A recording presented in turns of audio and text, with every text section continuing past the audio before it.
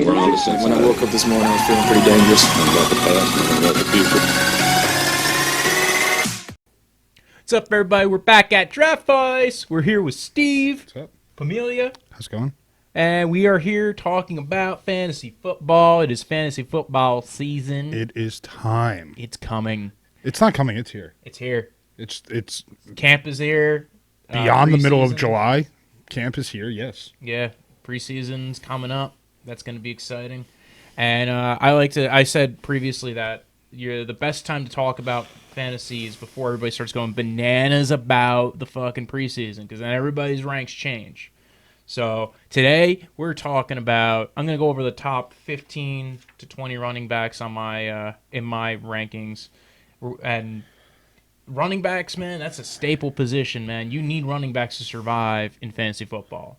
Oh, definitely. Now, there's different methods to how you deal with running back. There's the no RB strategy where they just kind of flummox on it and they go draft every other position, and then they try to take high reward picks later on, right? Like, oh, if you spent like your first 2 picks on receiver, then a quarterback. Those people fail every time. There might have been a couple of years where it worked. I think the year where I think the best running back was Justin Forsett. That was probably a year where that was When a you good have like a bad strategy. running back league, yeah. Yeah, when there's a year where it's a bad year, where everybody's getting injured or suspended, or just not a lot of good running backs out there. I don't see that being the issue this year. The issue this year is going to be which running back am I going to take and how many and how soon. And I think, because I think now what's become is that there's so many receivers. Yeah, and also in those PPR leagues too, you need the receiver who is going to catch the ball too. And I think there's a very 2, 3, What? That 2 to 3 top.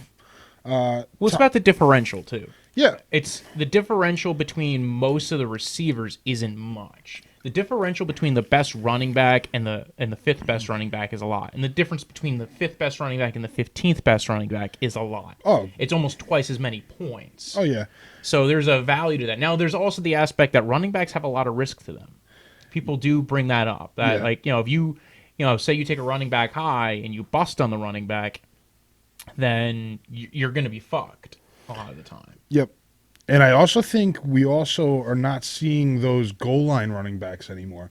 Those Marshawn Lynch's, I don't know. I mean, it seems like it's really gone. I also see like Maybe Zeke, maybe like the 3 down backs, so the top 4 or 5 guys. Because nowadays, especially with the invention of PPR, there's a lot of running backs that maintain value because they catch the ball out of the backfield. You guys are like Tariq Cohen. not scoring as many touchdowns. Not scoring touchdowns, but he does have a certain amount of points that he'll get you. Yeah. That's why a lot of people still like PPR leagues. Some people are trying to get out of PPR league as a style because it's not really being beneficial anymore. It was back, people came up with PPR leagues because there was like 3 or 4 running backs that were really good, and nowadays there's kind of a push to get out of PPR again.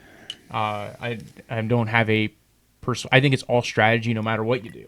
I think You have to play the league you're in. yeah, I think it's no matter what. Absolutely. Yeah. I think there's people who like PPR for a lot of reasons. It's just another scoring advantage, and it's just something you have to keep track of. And there's some people who make the argument that being able to catch the ball shouldn't be worth as much as 10 yards. And then there's also half-point PPR, or you can change the value of the points for catching the ball, too. So, like I said, we're talking running backs today, and there's a good handful of running backs that are every down backs, and those are usually the ones that go early. Mm-hmm.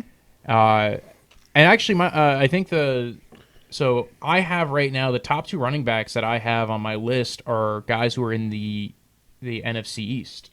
Me too. Absolutely. Zeke Elliott and Saquon Barkley, and I kind of go back and forth with which one I'd rather have. I think I have it printed out here in front of me, but the problem with Zeke Elliott as well as Melvin Gordon is that there might be a holdout with those guys, and they're almost serious about it now. Now that they saw how Leveon Bell's holdout went, well, Le'Veon Bell's wasn't a holdout; he never signed the tender, but seeing how his situation went and how he ended up with another team and got paid, and those 2 guys are looking at it going like, well, we're going to get screwed because now everybody's looking at Todd Gurley, who just got injured, or who's coming off of. He's actually with a lingering issue. I mean, let's be honest with it. He's injured, technically. Yeah, he's got he's got a long-term issue. But now it's like teams saw that and they go, well, wait, do we want to spend on a running back here? Yeah. So now you're seeing Melvin Gordon and Zeke, who are guys who are in the last years of their contract, go, should we keep playing or should we wait till next year? And I think what's funny is I don't think Le'Veon got paid. I think I don't he think he got got paid signed, but I don't think he got the money that was like, crazy money. I think he got probably the same as if he had signed with the Steelers and kept playing for them. Yeah. But there is the aspect of saying, you know what, I'm going to make the decision as to where I'm going to go. There's a lot of reasons that go beyond just the money aspect of it. And keep in mind, he had already played 1 year on the franchise tag, and it was quite and part of his argument as to why he did it was because of the guarantees in the contract. Mm-hmm. Now, there's different arguments that go either way as to that contract situation. I think it's really up to the individual when they make those decisions.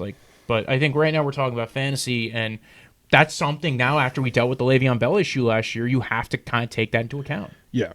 I mean, I always do the draft the last possible date. So we always do it the Sunday before the season starts. But even last year. But then holdouts go into week 1, week 2. I mean, at that point, there's really nothing you can do about it. I mean, you weigh the risk. You say, all right, am I going to take this guy, or am I going to risk that I'm going to bone myself on it? Do you draft their backup? I mean, the problem I always find with that is that it's not whether or not you're going to take the risk, it's whether someone else is going to take the risk. And usually if you're doing a 12 or 10 person league, someone's going to take that risk. But where's the value of the risk? Are you going to take him top 5? Are you going to take Zeke Elliott over Alvin Kamara? Are you going to take him over Christian McCaffrey? No, are you gonna... I'm actually going to take C-Mac over Elliot. Over Elliot. Yep, and that's just PPR. That's strictly that's true. I do like that concept. If you're doing PPR, I think C-Mac. Now there could be questions as you're dealing with Christian McCaffrey. Is he going to hold up to that workload for a second year in a row? Mm-hmm. Is Cam Newton going to be at full strength? I mean, and actually last year Cam Newton wasn't at full strength, and he was doing better when Cam Newton was kind of being less used. Correct. And even when they shut Cam Newton down, he had one of his best games of the year. Correct. And I think that's because C-Mac has the ability to be your out of the back wide receiver running back. Yeah. But when your quarterback is down like Newton was, he's still a top running back in the NFL. He has the ability to bust those long runs out, and he'll get. I think he gets the job done. Right now, I have Barkley 1, C-Mac 2, Elliot, Kamara, and I have David Johnson in my 5th overall spot too. Ooh, I don't hate that concept. I just love the idea of his involvement in Cliff Kingsbury's offense. Correct, and his. I feel like the thing David Johnson always needed was a good quarterback. Yeah. And he never had one. And he's got a mobile quarterback, which adds to that, we have to worry about Kyler Murray running. Mm-hmm. We have to worry about him catching it out of the backfield. We got to worry about...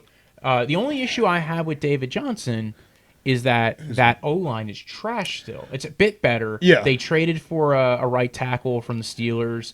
Maybe Justin Pugh will maybe get through a whole season healthy.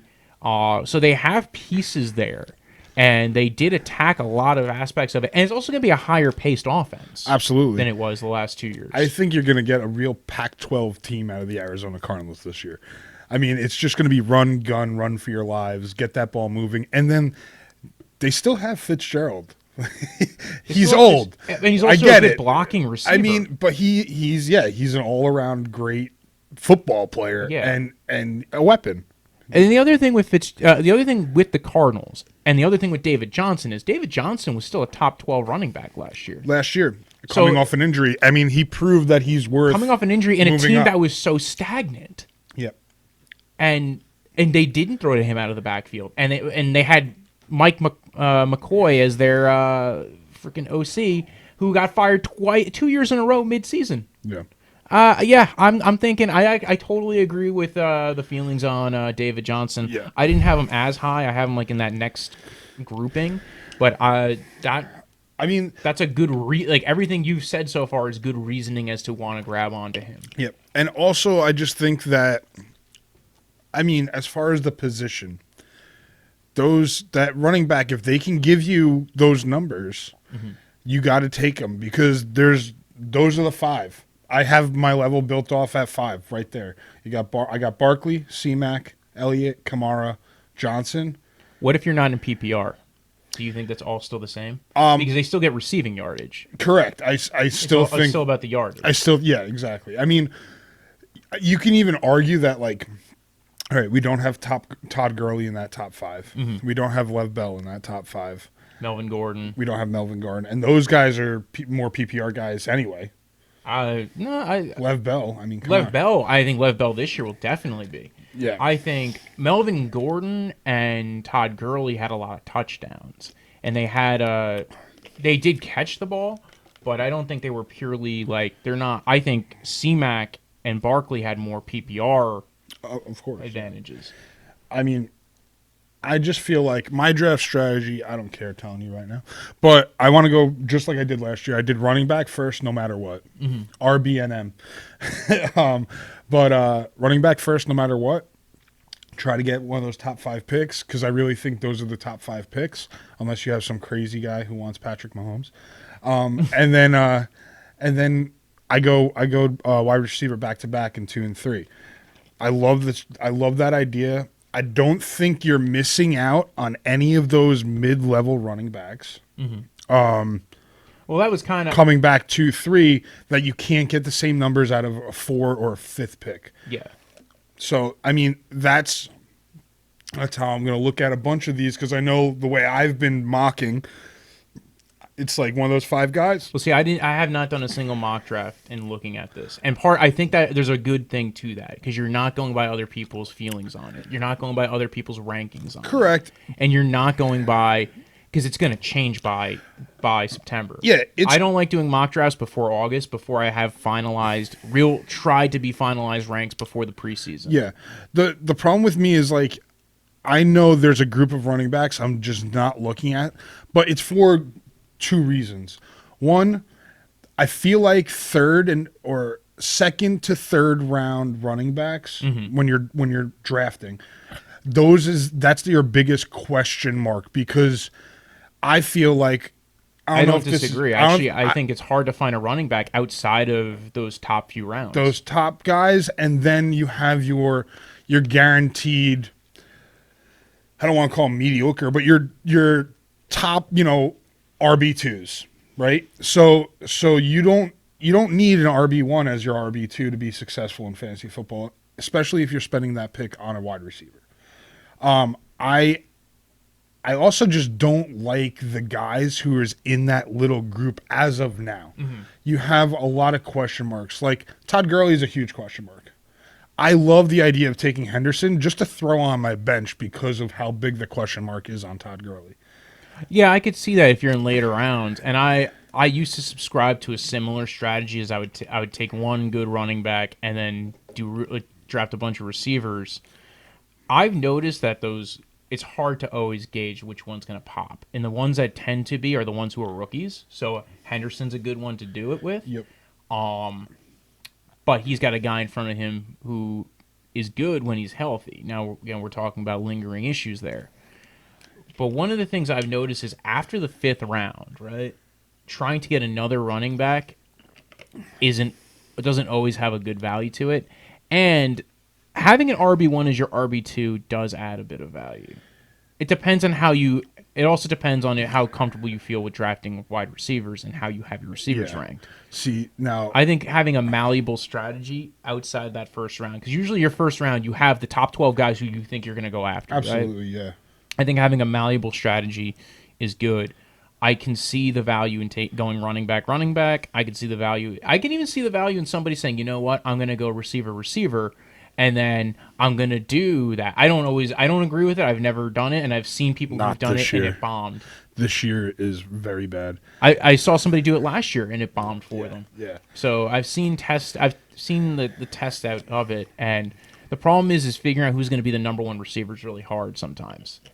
Very hard, especially with like the idea nowadays of your slot receiver technically being like WR2. Yeah. But some teams, your slot receiver is your only receiver. Yeah. So, and My team, I have a Cooper big Kupp question. on the LA Rams. Exactly. A very big.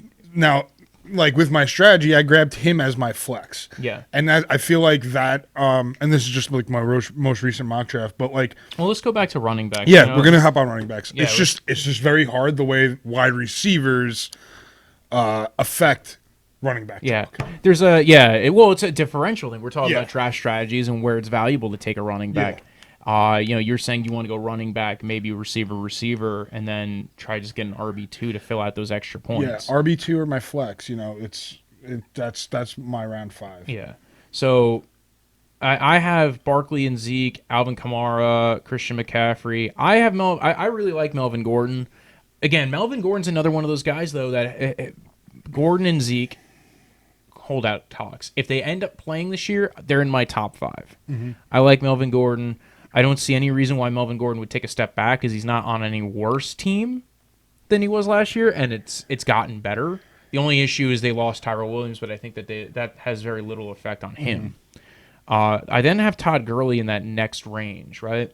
Because Todd Gurley's that guy who it's going to come down to how I feel he's going to be going into the year, right? Mm-hmm. He's got injury risks. Also, they have some O-line transitions, 2 major O-line transitions, and they didn't draft anybody really high for the offensive line this year. Nope. They're going into this year with guys who are in their sophomores. They drafted them a year ago. They're going to see how they play.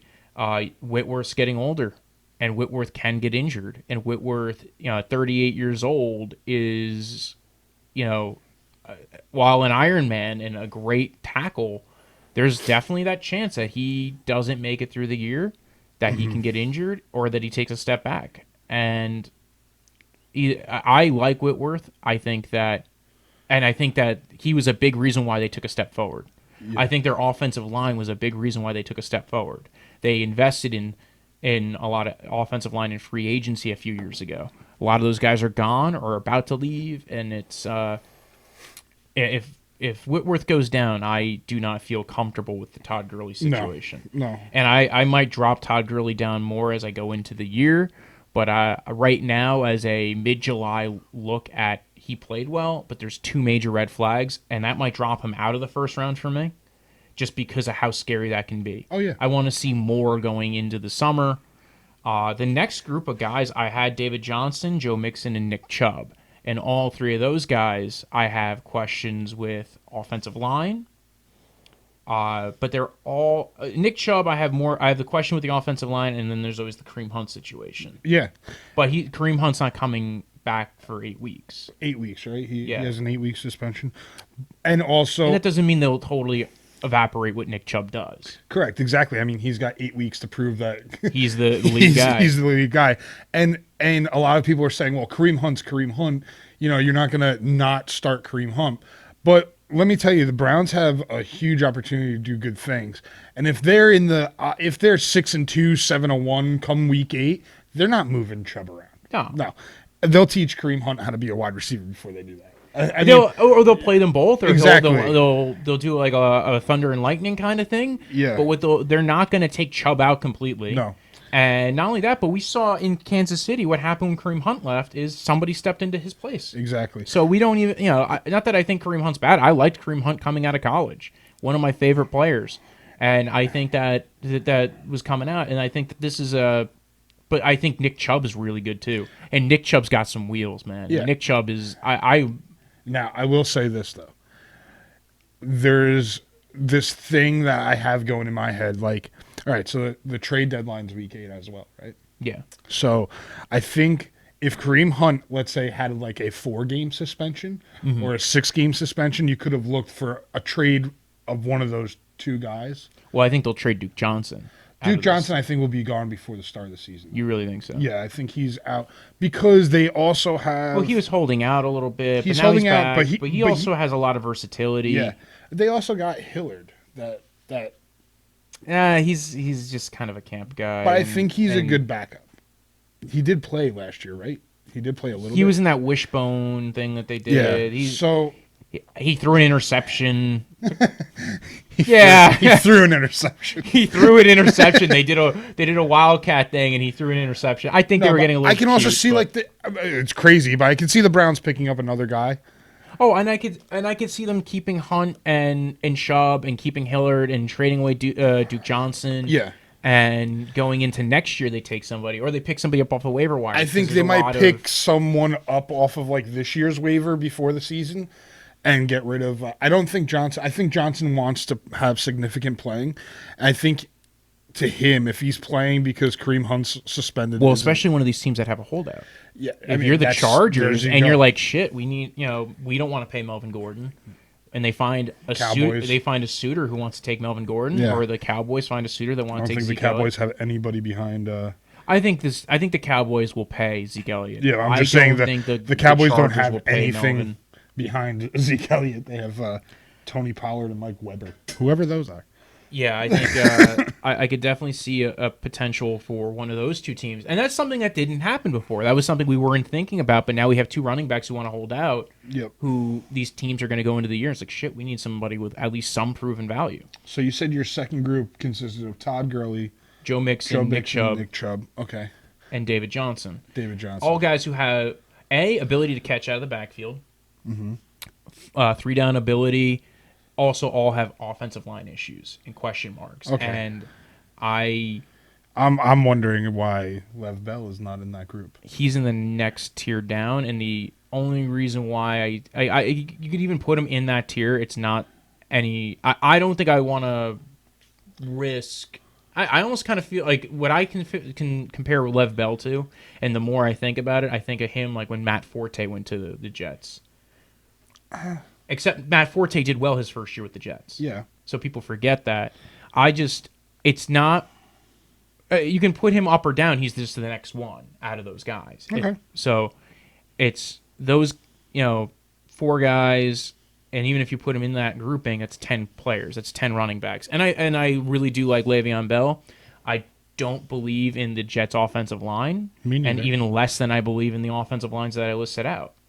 The Cincinnati Bengals, we already saw Joe Mixon behind that offensive line 2 years ago. We saw him behind that offensive line last year. And the other thing is they lost Clint Bowling. Jonah Williams is now injured, so they're not even going to get their rookie left tackle. So they got Cordy Glenn at left tackle, who's had injury issues.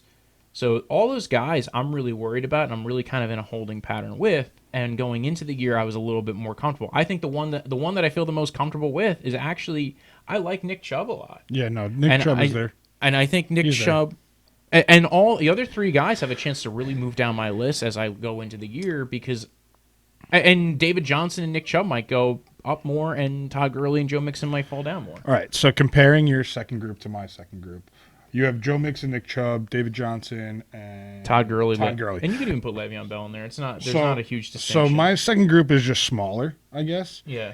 And it's just to me, it's like the high quality question mark guys. Yeah. So my high quality question mark guys are Todd Gurley and Le'Veon Bell. Mm-hmm. That's technically my second group. And then all by himself, only because he's not a question mark, is someone you haven't touched on yet, and that's James Conner from the Pittsburgh Steelers. He's in that next group as well. Yeah, and part of I like James Conner. They have 2 major issues. They lost Mike Munchak, and he was one of the reasons why that offensive line performed really well over the years. And they also got rid of their right tackle. They lost Mike Munchak. They're not going to have Antonio Brown. That offense is going to take a step back, I think. See, but that was a huge, to me, I think Juju's going to get killed this year because he's going to get double covered. He's double covered he's and the only everything. Proven guy. And exactly. So I think that was actually a plus to James Conner because he'll get a lot of checkdowns. I think he's going to get a lot of checkdowns. I think they're going to change him, like turn him into a Lev Bell 0.2. Especially, but he's not as good. He's like 80%. He is not as. He's 80% of Le'Veon Bell. Did he not finish the year as like the number 3 running back last year? Fantasy wise? No, he didn't. Because you had Barkley, who did well. Zeke Elliott did well. Todd Gurley. I know Christian Mack did well and Todd Gurley did well. Yeah, so he didn't finish third. Not third. Are we talking like top 5? He was in the top 10. So I think he improves off of last year. I think he was high last year. Well, I think I'm looking at a step back for the major reason of, again, they lost Mike Munchak, and that offensive line is a lot. Now maybe they believe in their assistant O line coach, so I can totally see. And you still have a lot of the same players on that O line, so I don't think their coaching is going to take a step back that much. No.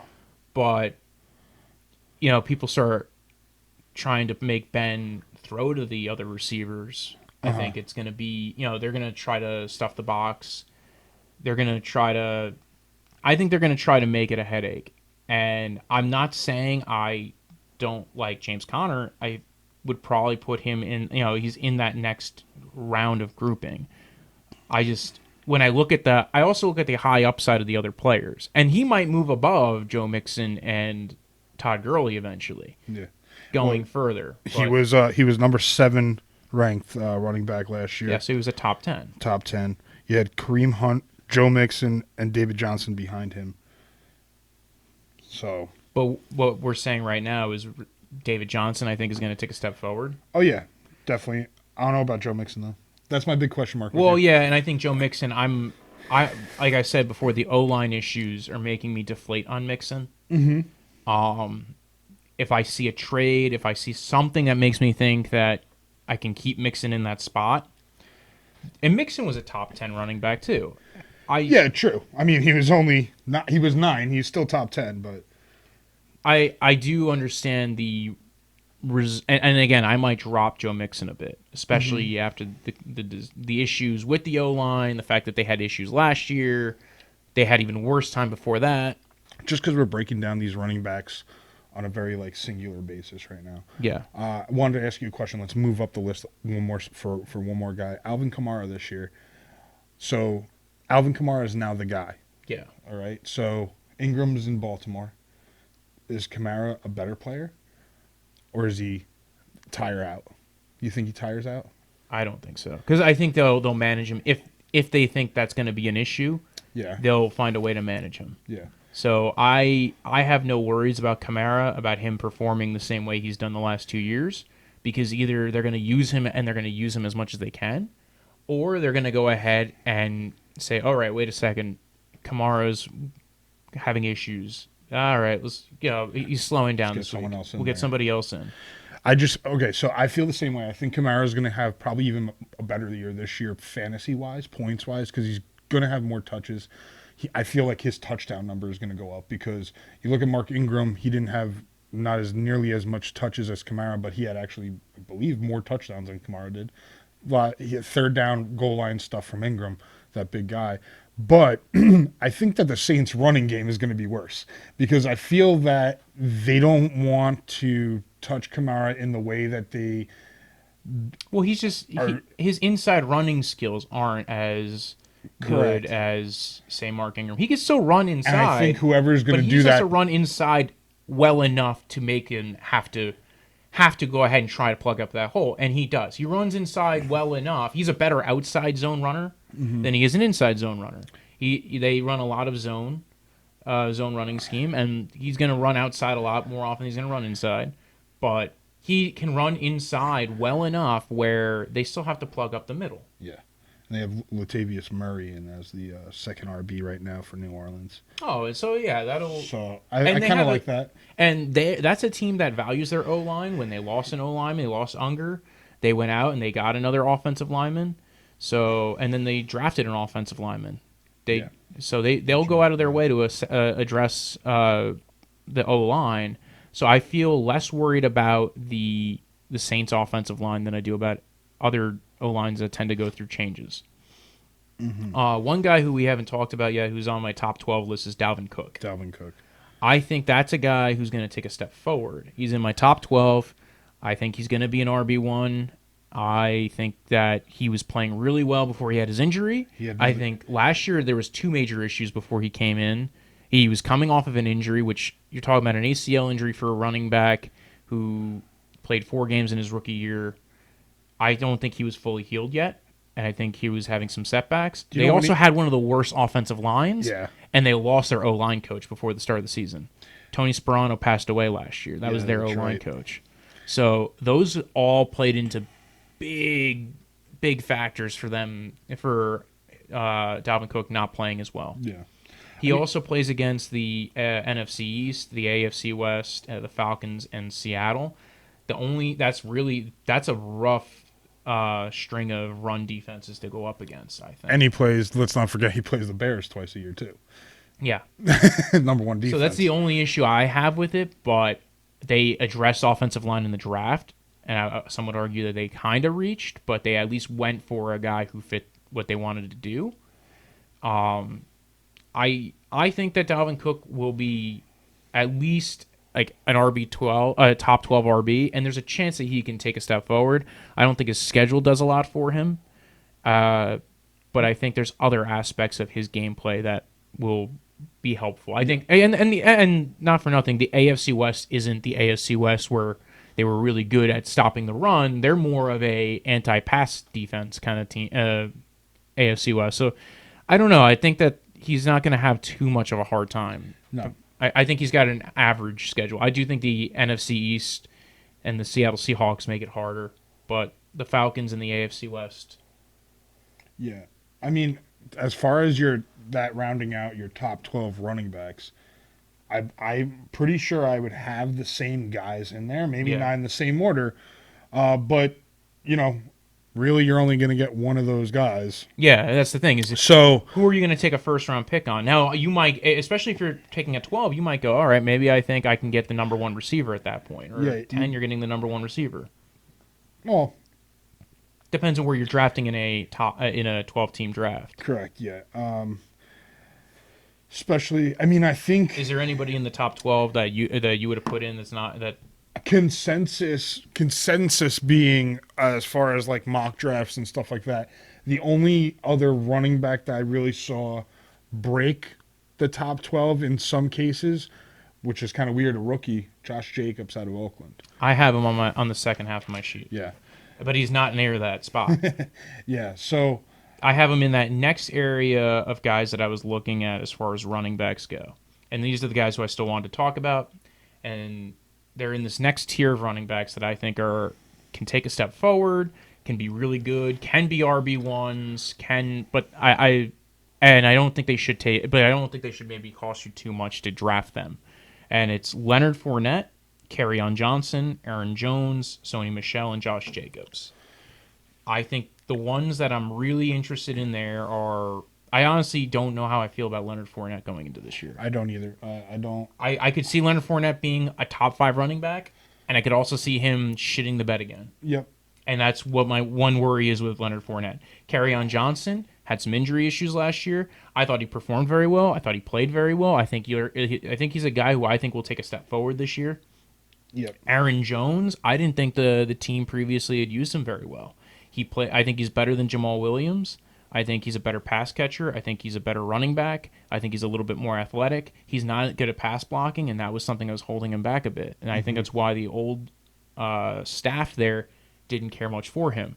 Sony Michel. We didn't get to see a full season of Sony Michel, but we did get to see the second half of last year, and he played really well towards the end of the season and into the playoffs. I'm super high on Sony Michel. He's so...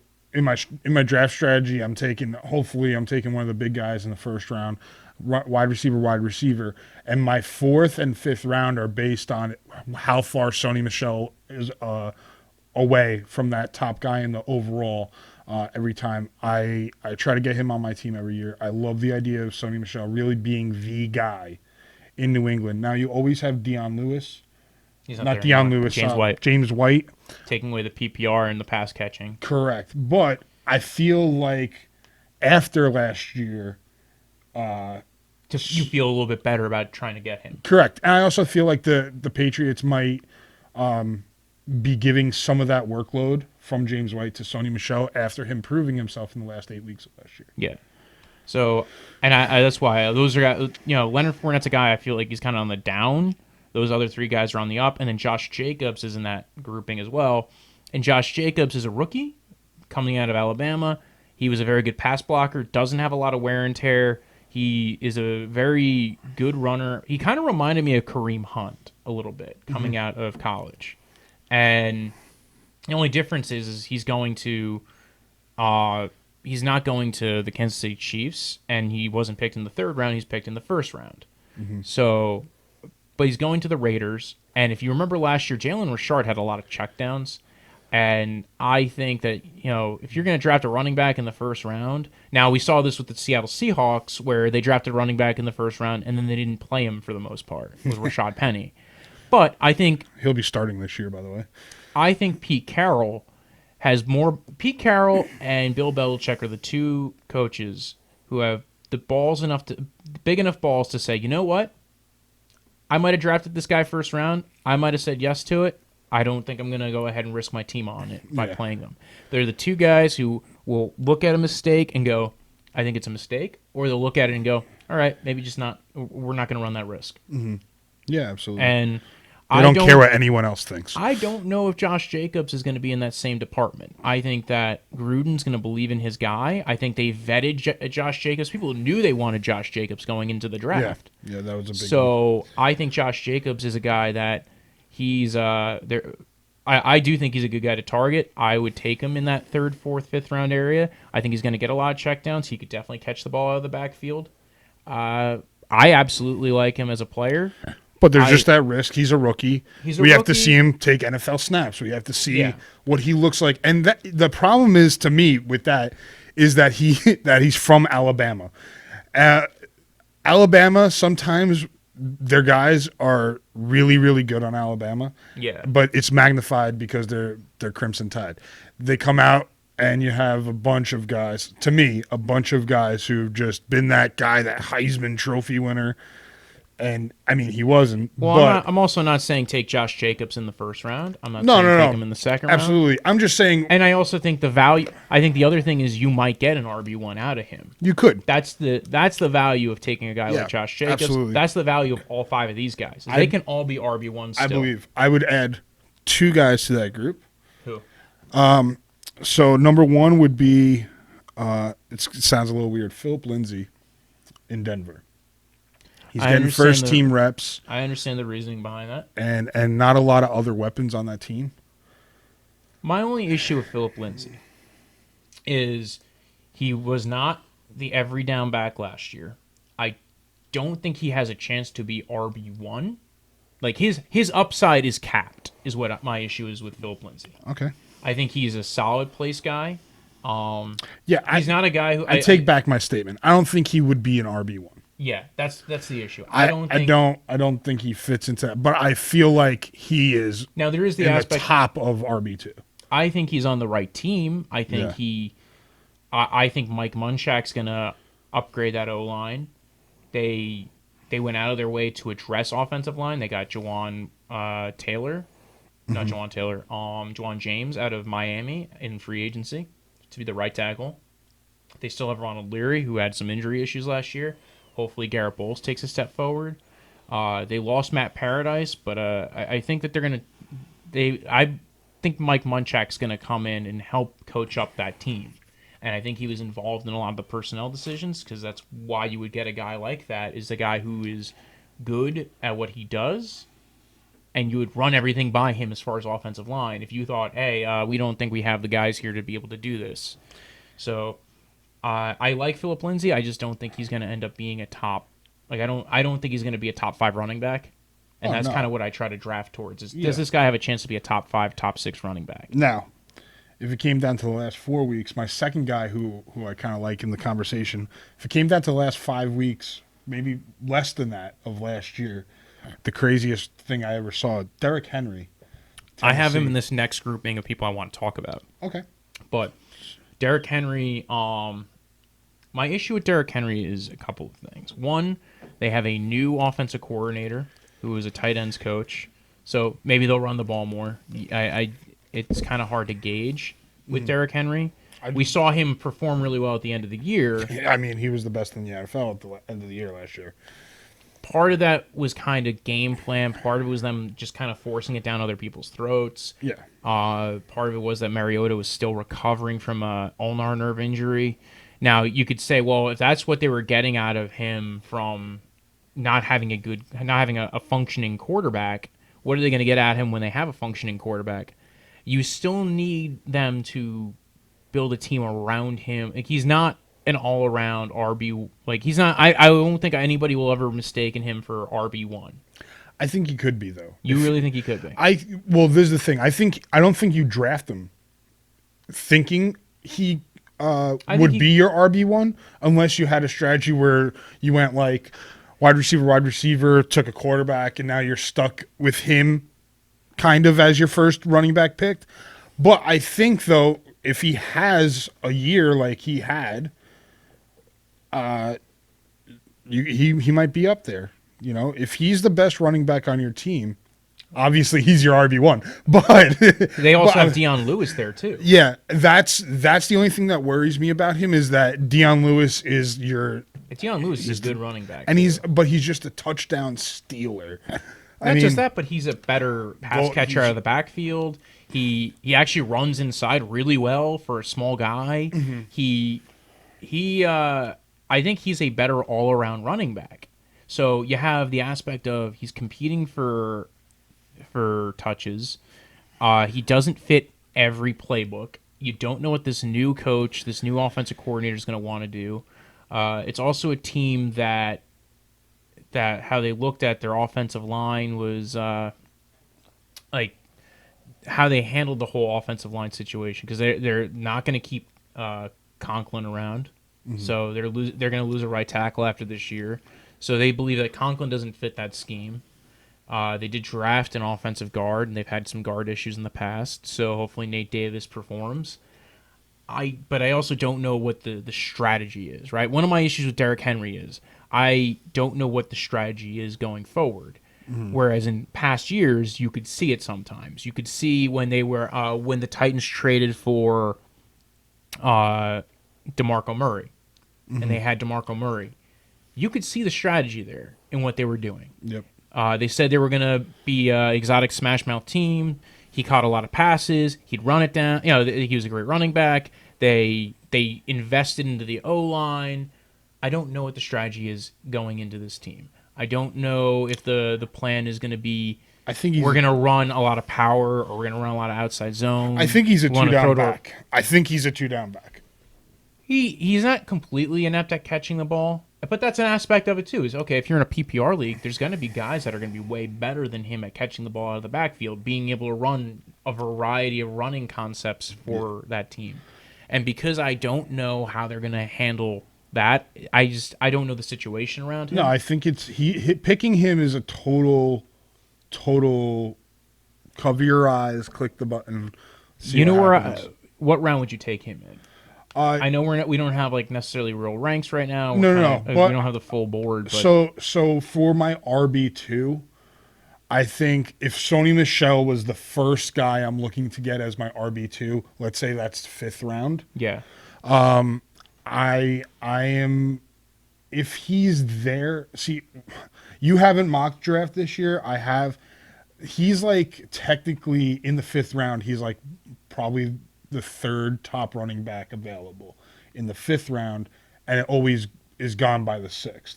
So I probably won't get him. Yeah. And that's the point of why I don't mock draft before I do my ranks, is that I have to know that I don't want this guy. I have to know what the value is in my head before I start taking in other people's value. Now, based on what I was saying about Derrick Henry, was that because I wouldn't take him before the 6th round. And I haven't picked him yet in a mock draft because I don't like him. I don't like him being drafted that high.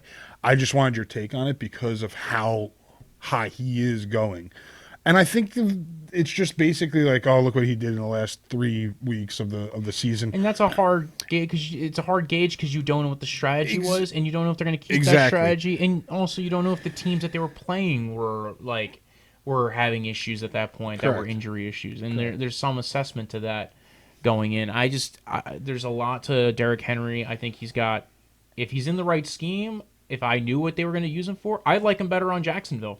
I feel like also with Derrick Henry is you won't be able to tell with him. You won't be able to tell until it's too late. It's well too late. Like I think he's like one of those guys like Fitzpatrick, right? Fitzpatrick comes out and he's like a complete beast the first 4 weeks of the season, okay?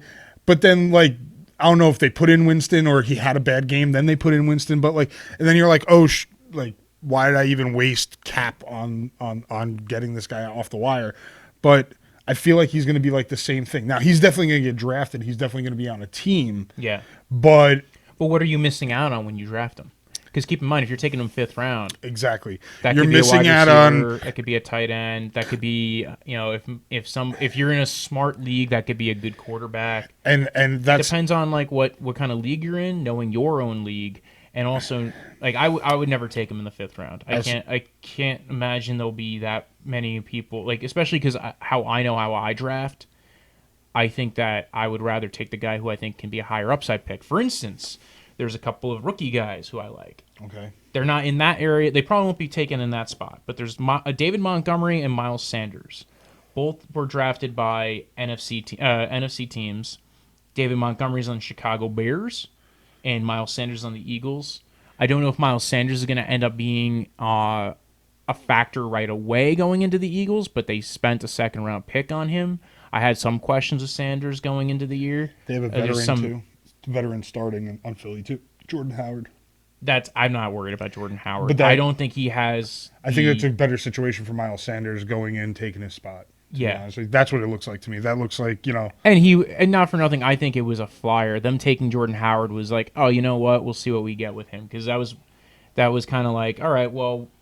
Essentially, they knew that they didn't want to keep him. That's Philadelphia. If we want to take a look at their wide receiver. Yeah, Jordan Howard, Miles Sanders, Wendell Smallwood, Corey Clement, Boston Scott, Josh Adams.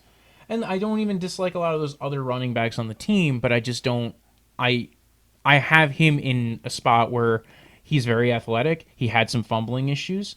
That might keep him off the field. Mm-hmm. So keep in mind that that's something. And I don't see God, what's the guy's name? I don't know. The coach of Philadelphia. Oh, I call him Clinton just because he reminds me so much of Bill Clinton. Oh, really?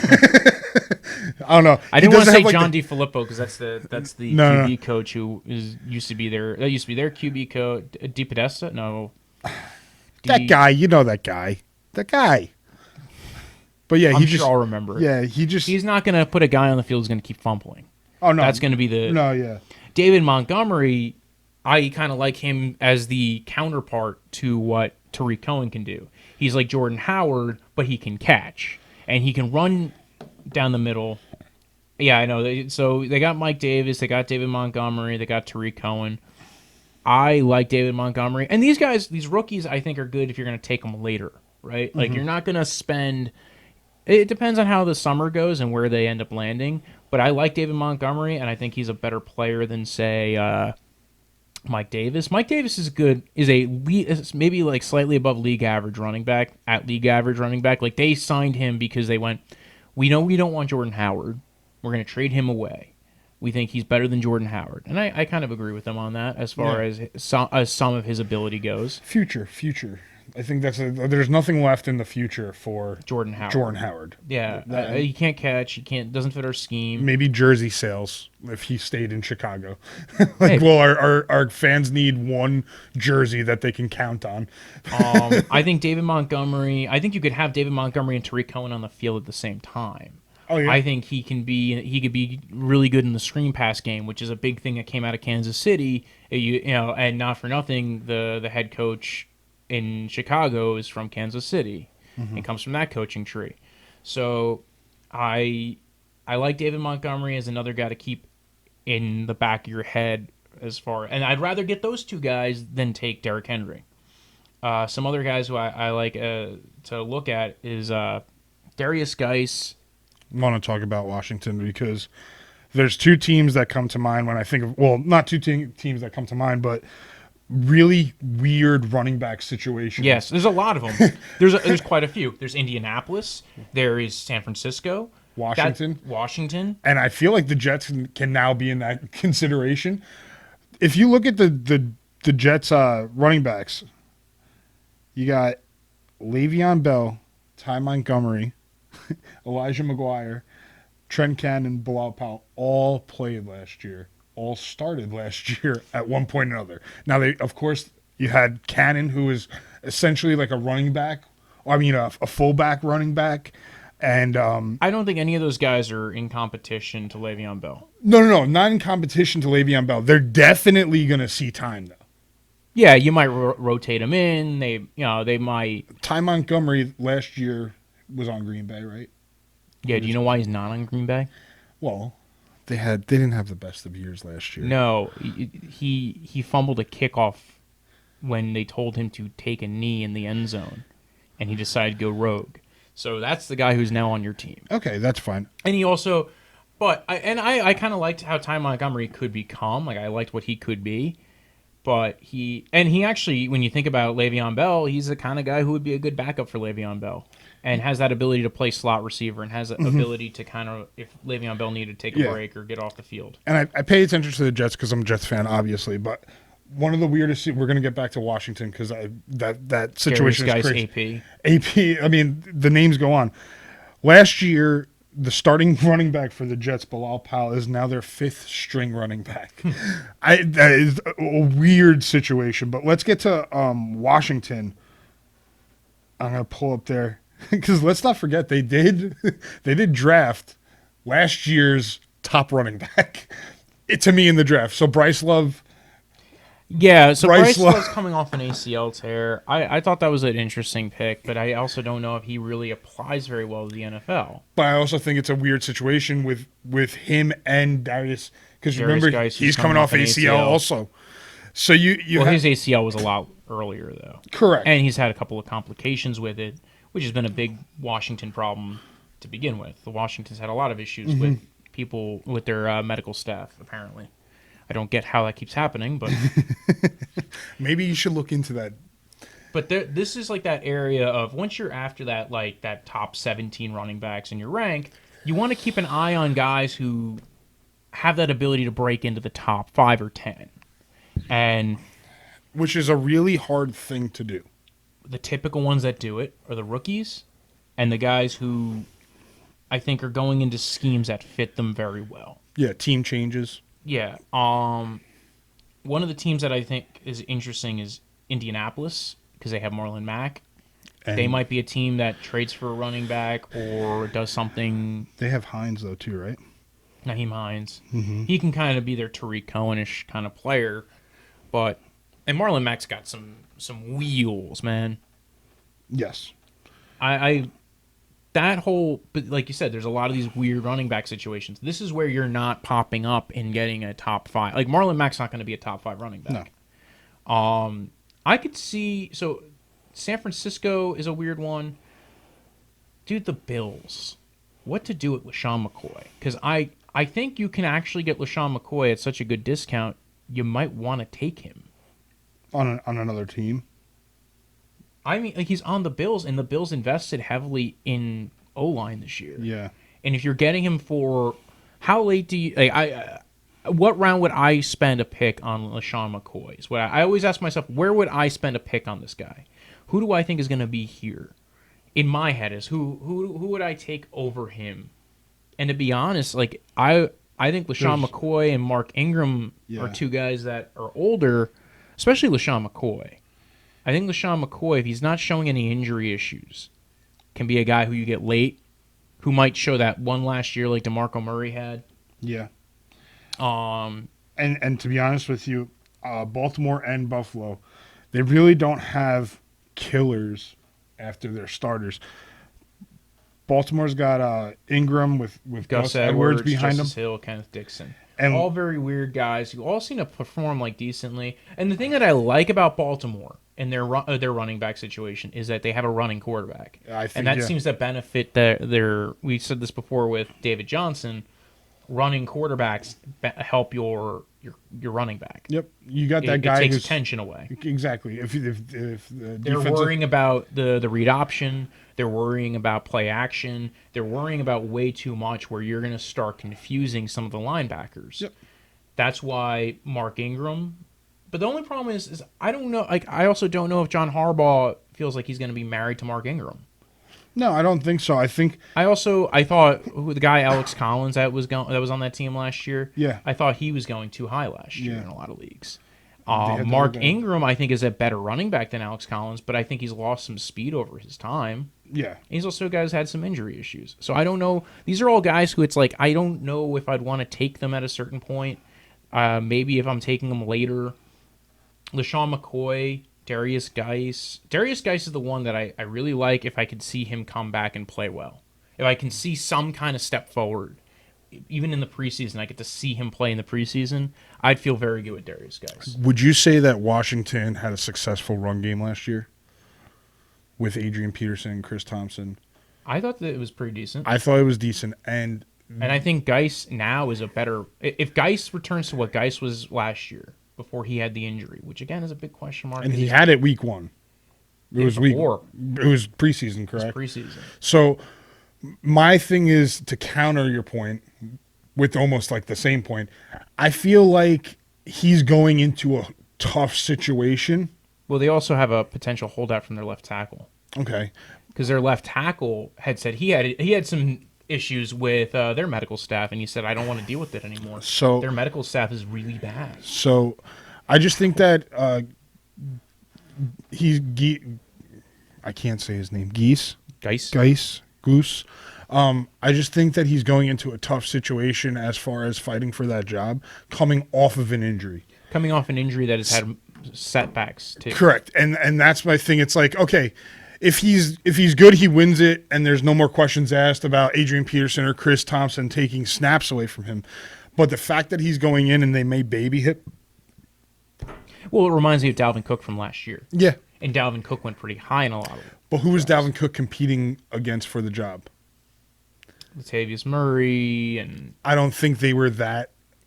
They didn't have like a better, they didn't have a better spot, better year than Chris Thompson and Adrian Peterson had last year. That's true. The San Francisco running backs, Coleman, McKinnon, Breida. Kyle Shanahan has a good system for running backs, and if you catch the right one of those guys, see, I don't know which one I'd want to take though, and I don't know where I'd spend the pick on them.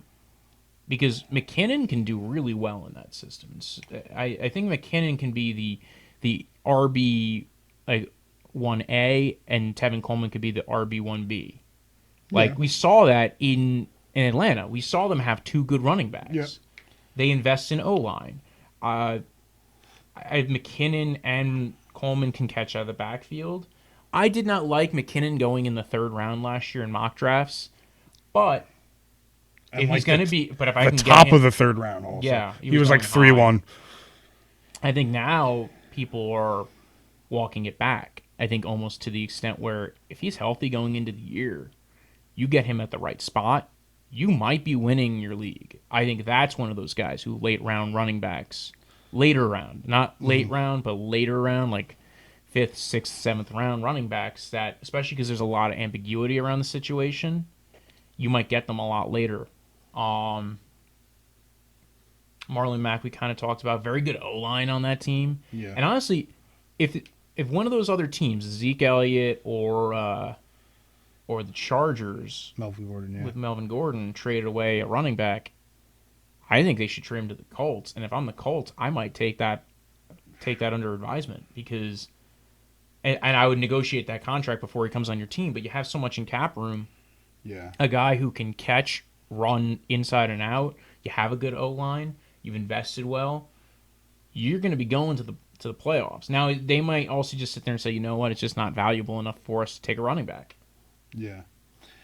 I'm looking over running back, seeing if there was anybody that we missed. Anybody else? I mean, we kind of talked about Kareem Hunt when we were talking about Nick Chubb. Yeah. At what point do you take Kareem Hunt? I don't know if I'm taking him, only because you're talking about having a guy sit on your roster for 8 weeks, right? Now, I could see it if you do a no RB strategy and you're trying to say, hey, if I make it... But the problem with Kareem Hunt is you're not getting Kareem Hunt and he's going back on the Kansas City Chiefs and you know his situation and you know he's going to be the lead back. Mm-hmm. This isn't like I have to have a guy sitting on my roster for 8 weeks and then he's going to be guaranteed the number 1 spot. So I don't know if I really want to even have him on my roster for 8 weeks. I might just, because you're going to get tired of having a guy taking up a roster spot. It depends on how deep your bench is. This is the But other. I can usually gauge that, like, how I can't see myself holding Kareem Hunt on my roster. I can see myself holding Kareem Hunt. This is why. Last year I had success with my fantasy team, and what happened was, though, is like I'm not the best wire player, and I feel like putting Kareem Hunt on your bench is guaranteeing that second oomph come the season, especially if you But we don't know have an that. injury. I feel like I know it. We don't know they're going to use him. We don't know how they're going to use him. I We think don't they'll know. use him. I think they'll definitely. But they could use him like they used Duke Johnson, which was barely. They could use him as Correct. a 50% guy. And again, But there's look at still- Duke Johnson at 50% compared to Kareem Hunt at 50%. No, You're gonna but get he a didn't- lot more. No, but I don't mean 50% usage. Like, I mean, like, I just mean like you're 50% of what he even got. Like, because again, you usually have like the way the Browns operated last year. They used Nick Chubb. They used him. Okay. Yeah. When Kitchens took over as offensive coordinator, they used Nick Chubb, and they made sure they used Nick Chubb. He caught the ball out of the backfield, and one of his best catches was like freaking on the head of the guy, and manages to maintain control all the way down. So he doesn't do that better than Nick Chubb. He doesn't like. I honestly think they both have really good contact balance. I think Nick Chubb has more burst. Nick Chubb is a home run hitter. Nick Chubb actually might be a better running back than Kareem Hunt. The only thing I'll say about Kareem Hunt is Kareem Hunt's contact balance is really good. Mm-hmm. I think they signed Kareem Hunt because it's a stock chip. That they were willing to take the flyer on him. They still had Duke Johnson on the roster, and they might be able to trade Duke Johnson, and then they'll have a really good backup, and they can make it all the way to next year to the draft and still draft somebody late who could be a backup to Nick Chubb for the next 2 years. And if Nick Chubb gets injured halfway through, then it's great. They have Kareem Hunt. Let me ask you this question: you would take Nick Chubb though in your fantasy draft? In my fantasy draft, yes. Okay. If you take Nick Chubb, In what like well? It comes no, to let's what just say you have Nick Chubb on Yeah. your roster now. Kareem Hunt. Let's say Kareem Hunt is the number one running back or the number one pick, like overall that it's recommending to you. Do you take Kareem Hunt, put him on your bench if you have Nick Chubb on your team like as a handcuff. as a handcuff, but like a bench guy? You know you're not going to be able to use him until week 9. Yeah. But if the Browns start, because this is my thing, Do you draft handcuffs to your guys? I would, but this is where I really like Kareem Hunt. I love him as a late year flex player over any wide receiver. Not any wide receiver, but any flex wide receiver. I'm saying, like, imagine if you have Nick Chubb, you have another running back, RB2, you got your 2 wide receivers, and you got Kareem Hunt as your flex. That's a deadly. I think it's a deadly weapon. I think he's going to do things. I really do. It's the ambiguity. It's 8 weeks is a long time in fantasy. 8 weeks is all the way to you might know if you're out of the league in 8 weeks. That's what I'm the saying. other thing. Yeah, And and you can be 8 weeks in and lose and be out. another reason I draft Kareem Hunt, trade bait. I think. If you're in a league that it's a valuable thing, it might not be. Hey, It all comes down to your league. That part comes down to your league. Yeah. Is there any other running backs that you really wanted to talk about? Is there anybody you think I forgot? Anybody that maybe sparked your interest? I know you have the rosters out right now. I mean, I did see in some leagues, in some mocks rather, Darrell Henderson going early, but we know that's just because of Todd Gurley's injuries. What He's about another guy. When do you take him? about the Vikings backup, the one that they drafted this year? Because I think I just saw you scroll past the Vikings let's a see. little bit. Minnesota Madison? Yeah, But they also have Abdullah on that team also. I don't trust Abdullah. He fumbles a lot. Correct, but I think as far as touches, I don't think Madison's going to be the backup guy to Cook. I think Abdullah actually has that, even though it's wrong on mine. Gotcha. I think, yeah. Yeah, I just. And who was the backup to LaShawn McCoy? Because you have. Oh, yeah. That's another thing about They that was drafted another good point for LaShawn McCoy. They have Frank Gore. That's have- not the issue I have. They It's- have TJ They Yeldon drafted also. Devin Singletary Yeah. in the 3rd round. They signed TJ Yeldon. They signed Frank Gore. That's a lot of players. There's a lot of running backs on that roster right now. And that's the one thing that I might worry about with LaShawn McCoy is that there's just a lot of players there that If he starts to fall off, he'll be very easily replaced. Yeah. By, someone who not is the best running back, but honestly, the guy who I'm most interested in out of those four though is TJ Yeldon. yeah. And then Devin Singletary. I've been following TJ Yeldon since he was a senior in high school. Does he know? No. And I haven't been following him in that way, okay? But What does his living room look like? no, I just remember every year I see it on my like my time hop or whatever. I was watching the Senior Bowl game and I said TJ Yeldon will be the next big thing, calling it now. And he wound up being a Heisman Trophy winner. And he got drafted by the Jaguars and he never really popped out. Maybe 1 year he had like a really good year towards the end of the season. But this guy he's a weapon. Like when they put him on the field, you're just like he can catch. He can run. It was weird because he's very to me when he's had the chance to do it though. Oh, he's never done it. And that's he's a bulkier Tevin Coleman. He always reminded me of Reggie Bush. He's bigger than Reggie Bush. He's actually, I think, a better downhill runner than Reggie Bush. But Reggie Bush always had that figure compared to the other running backs on the field, and all of a sudden you see that guy just turning, spinning, making moves. The thing with TJ Yeldon is whenever I see him do good in a game, like you see a play or you're like, who the hell was that? Like, because it looks like a totally different player. It's always TJ Yeldon. Like I always see this guy like, wow, who is that? He just has that wow factor on his big plays are big plays, and then he popped as a rookie and he was a second round pick and I liked him a lot. But he's had opportunities and he's never really done anything with them. I also now you can blame it on the Jags. I blame it on the Jags. I feel like you had TJ Yeldon and Chris Ivory on the Jags for that little and neither one who was starting in front of them. Because it was before Leonard Fournette. Yeah. And I remember TJ Yeldon and Chris Ivory were the backup running backs. Who was that guy in front of them? But I just remember Chris Ivory, he had a Pro Bowl season off the Jets, went to the Jaguars and did nothing. They did nothing that year. There was someone, I forget who it was, but that's who I'm going to put the blame in. There was someone in front of TJ Yeldon and Chris Ivory on the Jags before Leonard Fournette who did not belong to be in front of them. And the Jaguars had a really, really good running back squad, and they just had the wrong guy starting. I forget who that guy was. But the other one, I know we talked about, I think we're kind of hitting the end of the list. Oh, yeah. But we talked a lot about Derrick Henry, and Dion Lewis is another guy who I like Dion Lewis as a player, and I think he's a more versatile player. Yeah. And there's quite the opportunity for Dion Lewis to end up being the more valuable player. He was last year. He was last year. He started more games for Tennessee. He had definitely more touches throughout the year and all that stuff. It was just that lightning struck Derrick Henry at the end of the year, and you're like, wow, why don't you do this like all the time?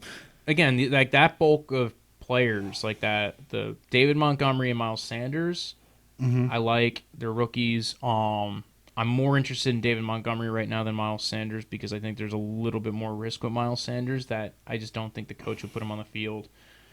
Derrick Henry, I just don't believe that they're going to utilize him.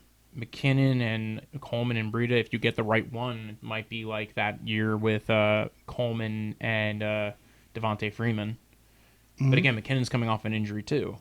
Yeah. And then Indianapolis, if you could figure out what their backfield's going to be like, that might be interesting. Once you get past like RB17 though of like what you're drafting, it's really who do you think is going to pop. So I think that concludes the running back stuff. Unless you have like any kind of final thoughts on it. I know we talked strategy. We talked players. All right, so let me ask you this weird question: who, other than where the time is split? Okay, so I'm not talking like who's a team that's going to be split in time from running backs? Let's give a good example.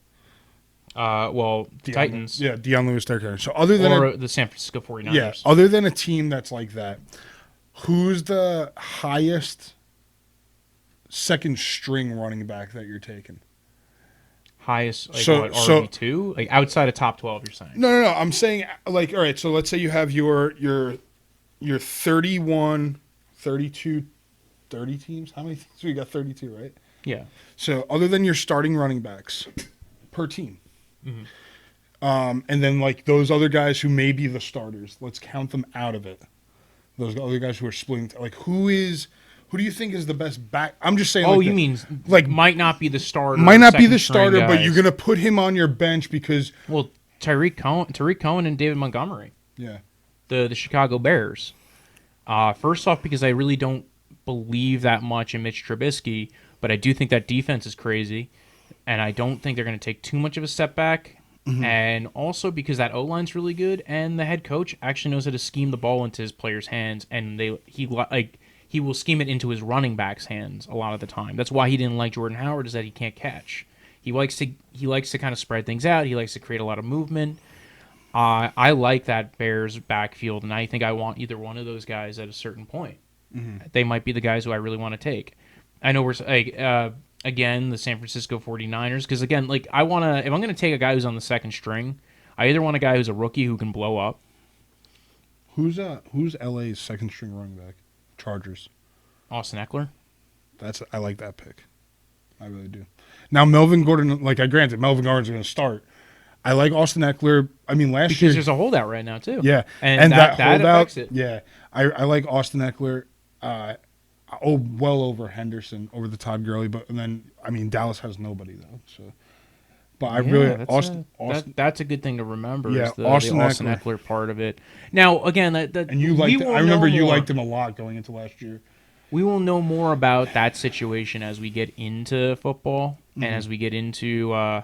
You're right, Austin Eckler, especially if they don't have Melvin Gordon, might be a good player to keep a tab on. As far as I don't know if I'd be drafting him super high because I don't think he has but he's a guy high throwing ceiling. He your kind of bench. reminds me like Brandon Oliver. Yep. When everybody kept on going down on the Chargers, all their running backs did Yeah. Danny Woodhead and Ryan Matthews. So that's a good guy to keep an eye on.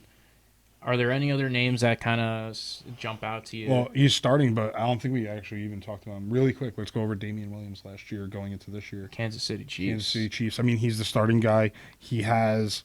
I think I would put him in that realm of right after Josh Jacobs, in that zone of like if I need an RB2, Kenyon Drake, another guy. Those two, and Kenyon Drake's way lower on my list. Yeah. I think Kenyon Drake has potential. I don't know how interested the team is in, and also he's on Miami, and Miami's tanking. People know it.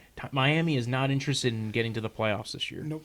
I think they're going. I think they're going to play hard. I think they're going to be a tough team to beat. But I was surprised that they went for Josh Rosen, actually, to be honest with you. I'm not too shocked because it didn't cost them much, and they ended up trading down. Correct. And they got a second-round pick next year, which I think was what they were seeing the value in. So they found ways of getting value out of that trade that turned into a second-round pick next year, and they got a quarterback who might be a franchise quarterback. I think that Miami will have a quarterback from the University of Oregon next year. You think they're going to take Herbert? I think, well, they have the number one pick, and if Rosen doesn't do anything this year or does what they, I think you're going to have the situation. I think it's going to be like the curse of Rosen. I think you might have the same situation sent to another in team. Miami next year. He'll be in New York next year. He'll be a New York Giants, and the Giants might do the same thing the year after. Well, except for the Giants, I think he'll actually, if he ends up going to the Giants, I think he'll actually play well. Yeah. Because they actually have built up that O-line. It's kind of like it's really the curse of One like of- Bradford. Like Sam Bradford did the same thing. Number one quarterback, number one draft pick, and just like went to every team. Yeah, and I mean, he's basically, not for nothing, a lot of the comps to him were Sam Bradford coming out. And- so it's kind of funny and a little strange that he gets that, Considering Bradford Bradford got drafted by the Rams, right? yeah. But he wound up on Arizona at one point. Since you brought up Damian Williams, I think I put him in that Leonard Fournette, Kerryon Johnson, Aaron Jones, Sony Michel, Josh Jacobs area. Yeah. I don't know which one of those guys I would rather. I think I'd take all those guys over him, depending on how I feel with Leonard Fournette going into the year. I think the other four guys in that grouping I take over Damian Williams. I think depending on how I feel about the Jags going into the year, I could see myself taking Damian Williams over Leonard Fournette, especially now that we know that there's going to be less. I think that Tyreek Hill's still going to be there. So you have Tyreek Hill on the outside. You have guys that are. I think they're going to be less of a step down for Pat Mahomes. I feel like this is my outlook on Damian Williams. He's going to make me really, really mad during the draft. And it's because he's going to come up as the starting. He's an RB2. Yeah, he's an RB2, and I want to draft him as an RB2. I would love to draft him as an RB2, but someone's going to draft him high because he's situation. There's the situation he's in. Kansas City starting running back. You're going to have a guy that's been playing fantasy for the last 3-4 years be like, oh my God, how is Damian Williams still here? Like he's this almighty, like he is Kareem Hunt starting on the Kansas City Chiefs, and take him. And I'm going to be really mad because he'd be a great guy if you like your third running back pick, not your RB3, but your third running back pick. That is a solid backup to have. So, and I really do think that he could possibly be a guy that works his way up into top 10 at least running backs. Like I said before, I try to look for the guys who can hit top 5 value, and I don't think he'll have that value. That's why I have him maybe RB16, RB17. I think he doesn't hit that value just because those guys exist already, though. Yeah. That's the other thing. You understand what I'm saying? Like, but I could see Barkley, Zeke, you like those guys exist. I could see Sony Michel being a top 5 running back. And I think he can edge out somebody in the right situation. I do too. But there's the thing. Aaron Jones, Kerryon Johnson. You're right. There's there's going to be injuries. Yeah. It's whether those injuries happen to the right people. I feel like if not just injuries, but other things happen. It's not just the player themselves. It's the injuries around the team. It's how independent they are from their own line. It's like Saquon Barkley, right? The reason why Saquon Barkley's in the really high range for me is we saw him with a bad quarterback and a bad O-line last year, and he was still a very good running back as far as for PPR and even for standards. Yep. So it's not going to get worse than it was last year, I don't think. I think, though. Because I think even Daniel Jones can check down to Saquon Barkley. But there's the thing, though. And even if you hate Daniel Jones. Last year with the Giants, all right, we saw Saquon Barkley do what he did. Yeah. And he had a great year. And he's got a better O-line around him. He's got a better O-line. But I don't think he has the same weapons taking the focus off of him. I mean, you had Odell Beckham last year.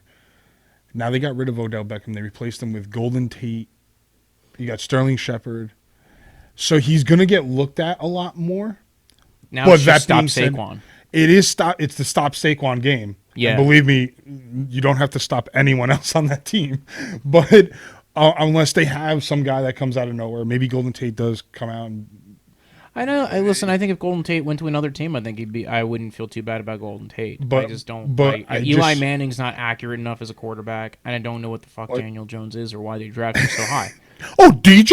Talk about DJ? No, I'm just kidding. Anyway, but I think that's your number one problem being the best player on the team is that everyone. I mean, it's. You play devil's advocate with you're the guy. I got the best player on the team, but guess what? He's the best player on the team, so that's all your defenses. And again, I don't think the team is worse because they don't have Odell. That's the worst part about it. I think that the fact that he can catch out of the backfield, that there is the big play potential out of him. And let's not forget the big stat was that Barkley, how many I think he had the 2 receiving touchdowns he had last year. Oh, from Odell. Odell Beckham Jr. threw them to him. So yeah, I think that concludes this episode. Yeah, I think we hit everything. I think I mean, running back is an extensive position, and you have to be careful with it. And we didn't even go over guys who catch out of the backfield strictly because it's just there's so many of them, and they fill out the rest of your roster pretty well. You know, like we were talking about Tariq Cohen. That's probably the best one. Yeah, and we didn't even hit. So far, the biggest hyped as being a steal in this draft is Pettis. He's getting a lot of hype this year. We didn't even touch him. Dante Pettis? Dante Pettis, yeah. He's a receiver. Oh, okay. Never mind. That's right. That's why we didn't talk about it. All right, so you can follow the podcast at Draftvice on Twitter, at Draftvice_football on Instagram. You can follow me at Brojo Death Punch. That's BROJO. Death is in the end of life, and punch like that stuff you drink at parties. And I don't know if you want to – do you have a plug for yourself? Or? Well, what I'm going to do is I'm going to say you can follow me at Pums142 on Instagram. There's not going to be anything football related on that, but we are going to make a Instagram this year for the fantasy football league that we're in. Yes. So by state fantasy. I don't know exactly what we're going to put on there, but we're going to do it because I feel like doing it. And so that I don't have a handle for you. Maybe next episode I will. And you can follow a league. And we're still looking for one position, but I don't know where that's going to go. So we got to figure that out.